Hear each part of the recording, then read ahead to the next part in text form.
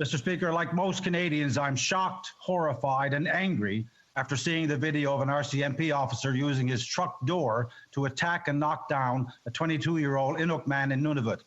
The officer is then joined by several other members as they jump on him and pin him to the ground. An outrageous act of brutality. Sadly, this is not news to the people in the North. Nunavut's legal aid agency says that Inuit, especially women, suffer systemic police abuse, including excessive violence and persistent racism. What is the Minister of Public Safety doing to eliminate Indigenous racism and police misconduct within the RCMP? The Honourable Deputy Prime Minister. I would like to thank the member for that extremely important question. Regardless of where they live, all Canadians deserve to feel safe in their communities. That very much includes our Inuit community, and it includes all Indigenous Canadians. I am aware of the graphic video that is circulating online. It's shocking and deeply disturbing.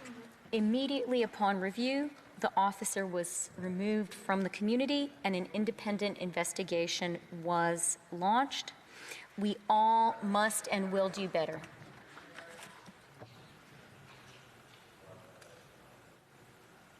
Mr. Harris.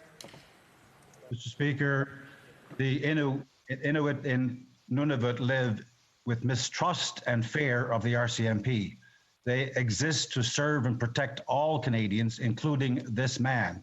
Yet this officer appears to act in front of other officers without any fears of repercussions.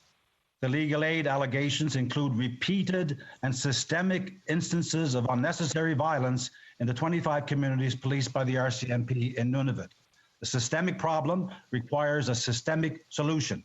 What is the minister's systemic plan to address this clear evidence of over-policing and abuse? The Honourable Deputy Prime Minister. Thank you very much, Madam Speaker. And let me truly thank the member opposite for raising this essential issue in this House. He is absolutely right that systemic racism exists in our country, and that does require a systemic solution. In order to resolve this, we need to acknowledge the problem. We need to talk about it in this House, which is what we are doing. We are absolutely committed to doing whatever it takes to ensure that these behaviors do not happen in the future. The Prime Minister today spoke about his own commitment to work with the premiers on body cameras. That is one step far from the only. Mr. Harris. Mr. Harris, just a moment. We don't have sound. Just a moment. Thank you. I think we have it now. Yes, we. It's certainly good to acknowledge that Indigenous racism exists in our police force, and particularly our national police force, which has been, in fact, policing Indigenous people for nearly 150 years with its predecessor. We've had, in 2018, 2019, nearly 3,000 complaints about the conduct of RCMP officers to the Review and Complaints Commission, a 13% increase over the previous year, and excessive use of force, one of the most common substantive complaints. What does the government and the minister plan to do to address this rise in complaints and solve the problem that we currently have in the RCMP, the National Police Force? The Honourable Deputy Prime Minister.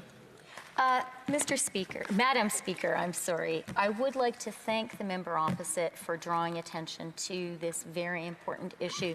The member said in one of his questions that this is a long-standing issue that Indigenous communities, that Inuit communities, that legal aid lawyers have been pointing to for a very long time. And I have to say, I am very aware of that because throughout my childhood, my mother was a legal aid lawyer in northern Alberta. And I can still remember some of the horrific stories she told us about the abuse of her clients. It is long past time for us to ensure that all Indigenous people in Canada, that all Inuit people in Canada do not fear the police, do not fear the RCMP, but see Canada's police as serving them and working for them, which is their job.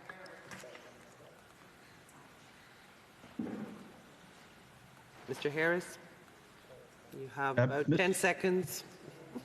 Well, Mr. Speaker, I don't know what kind of a question I can ask in 10 seconds, but I can say that we've had 150 years of the RCMP imposing race-based laws on Indigenous people, and something very, very significant has got to be done to change that. And I think we have to treat it as a crisis and try to find a crisis-based solution for this systemic racism.